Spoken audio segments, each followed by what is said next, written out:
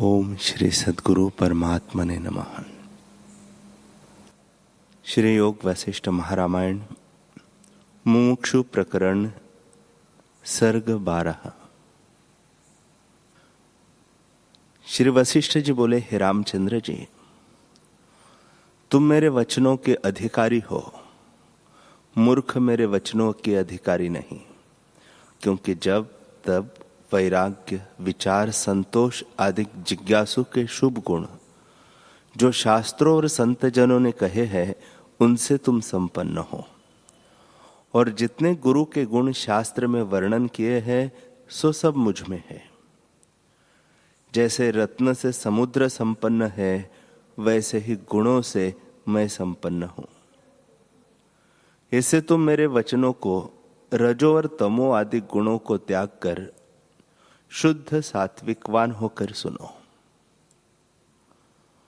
हे रामचंद्र जी, जैसे चंद्रमा के उदय होने से चंद्रकांत मणि द्रवीभूत होती है और उसमें से अमृत निकलता है, पर पत्थर की शिला में से नहीं निकलता, वैसे ही जो जिज्ञासु होता है, उसी को परमार्थ का वचन लगता है, अज्ञानी को नहीं लगता। जैसे निर्मल चंद्रमुखी कमलिनी हो, पर चंद्रमा न हो तो वह प्रफुल्लित नहीं होती, वैसे ही जो शिष्य शुद्ध पात्र हो और उपदेश करने वाला ज्ञानवान न हो, तो उसको आत्मा का साक्षात्कार नहीं होता।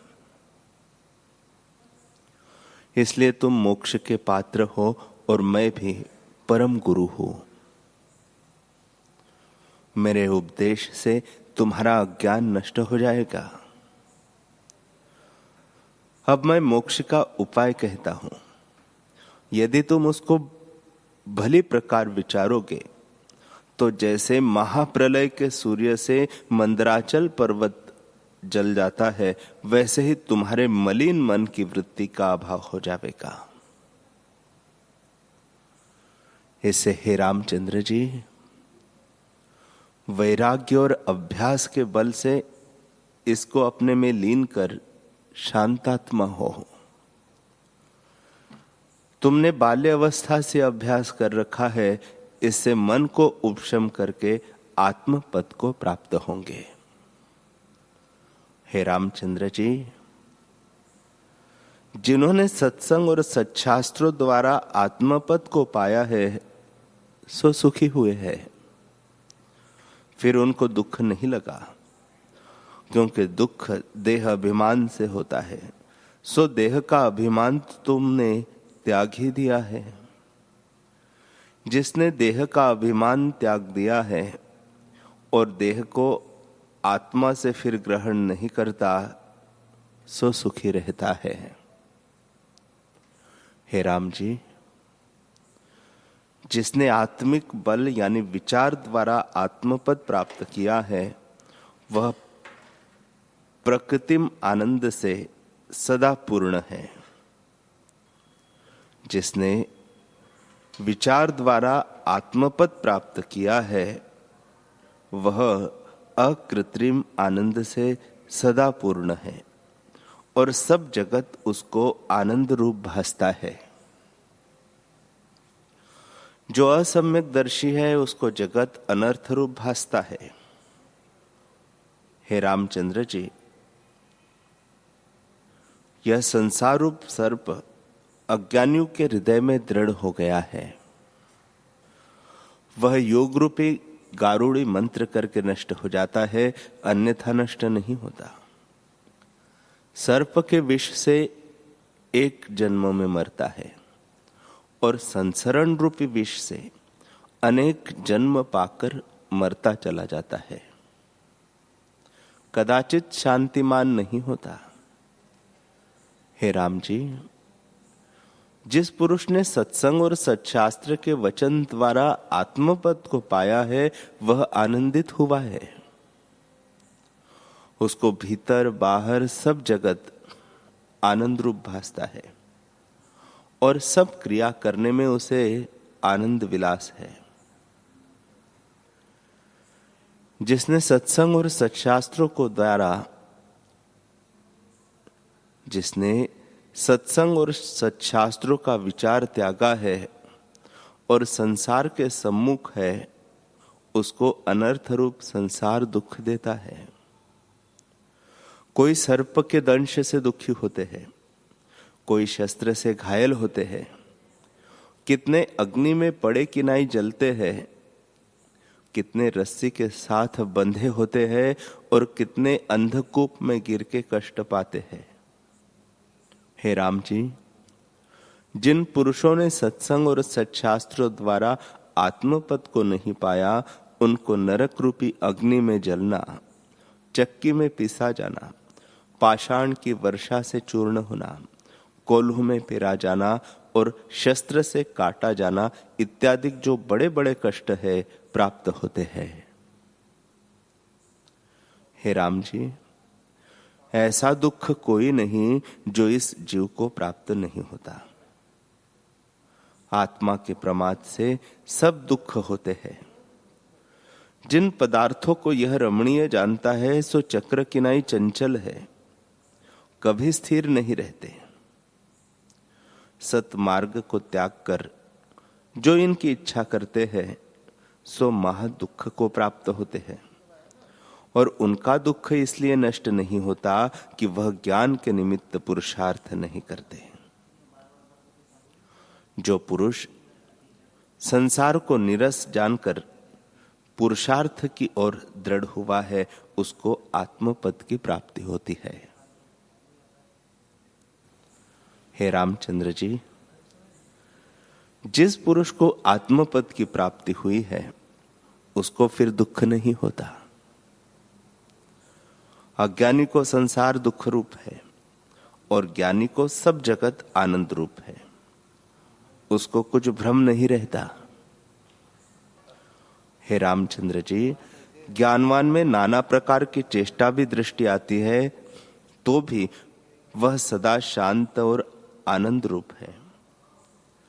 संसार का दुख उसको स्पर्श नहीं कर सकता, क्योंकि उसने ज्ञान रूपी कवच पहना है। हे रामचंद्र जी, ज्ञानवान को भी दुख होता है।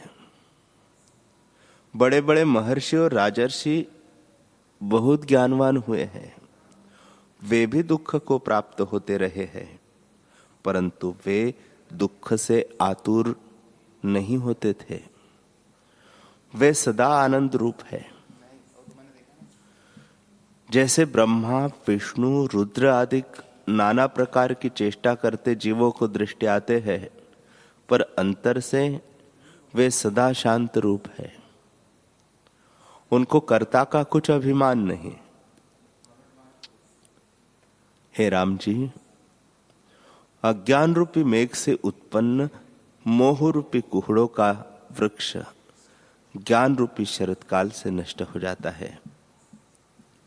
इससे स्वसत्ता को प्राप्त होता है और सदा आनंद से पूर्ण रहता है। वह जो कुछ क्रिया करता है, सो सब उसका विलास रूप है।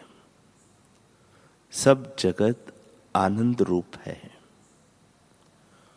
शरीर रूपी रथ और इंद्रिय रूपी अश्व है। मन रूपी रस्से से उन अश्वों को खींचते हैं।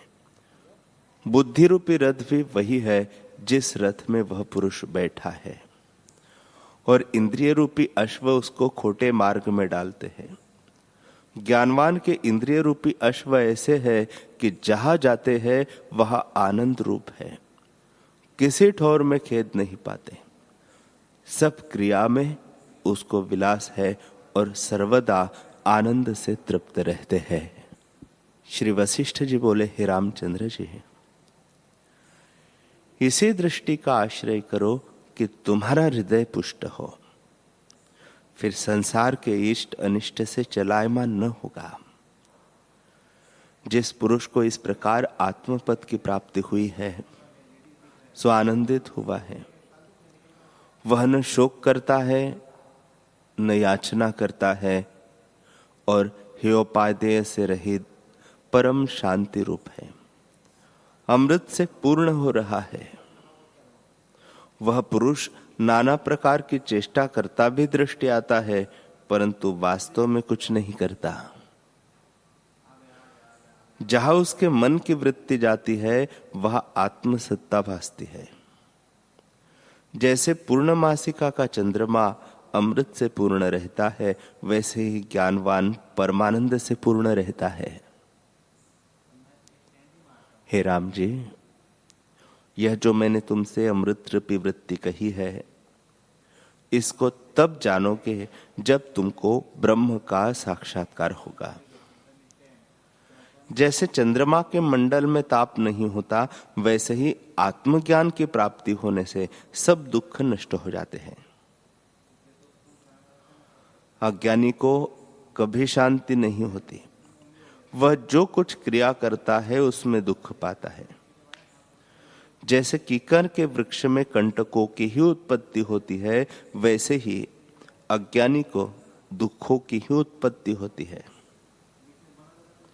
हे रामचंद्र जी, इस जीव को मूर्खता और अज्ञानता से बड़े दुख प्राप्त होते हैं, जिनके समान और दुख नहीं है। यदि आत्म तत्व की जिज्ञासा में हाथ में ठिकरा ले, चांडाल के घर से भिक्षा ग्रहण करे, वह भी श्रेष्ठ है, पर मूर्खता से जीना व्यर्थ है। उस मूर्खता के दूर करने को मैं मोक्ष उपाय कहता हूं। यह मोक्ष उपाय परम बोध का कारण है। इसके लिए कुछ संस्कृत बुद्धि भी होनी चाहिए, जिससे पद पदार्थ का बोध हो और मोक्ष उपाय शास्त्र को विचारे, तो उसकी मूर्खता नष्ट होकर आत्मपद की प्राप्ति होगी। नाना प्रकार के दृष्टांतों सहित जैसे आत्मबोध का कारण यह शास्त्र है, वैसा कोई शास्त्र त्रिलोकी में नहीं है। इसे जब विचारोगे तब परमानंद पद को पाओगे। यह शास्त्र अज्ञान तिमिर के नाश करने को ज्ञान रूपी शलाका है। जैसे अंधकार को सूर्य नष्ट करता है, वैसे ही अज्ञान को इस शास्त्र का विचार नष्ट करता है। हे रामचंद्र जी, जिस प्रकार इस जीव को कल्याण है सो सुनिए। जब ज्ञानवान गुरु सच्छास्त्रों का उपदेश करे और शिष्य अपने अनुभव से ज्ञान पावे, अर्थात गुरु अपना अनुभव और शास्त्र, जब ये तीनों इकट्ठे मिले तब कल्याण होता है। जब तक अकृत्रिम आनंद न मिले तब तक दृढ़ अभ्यास करें। उस अकृत्रिम आनंद को प्राप्त कराने वाला मैं गुरु हूं। जीव मात्र का मैं परम मित्र हूं। हमारी संगति जीव को आनंद प्राप्त कराने वाली है। इसलिए मैं चाहता हूं सो तुम करो।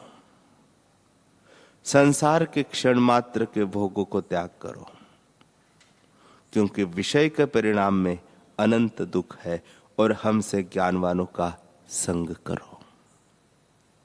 हमारे वचनों के विचार से तुम्हारे सब दुख नष्ट हो जाएंगे।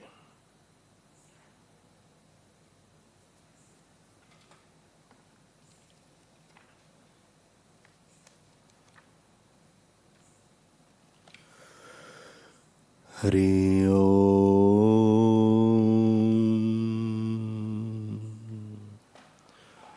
हरि ओम।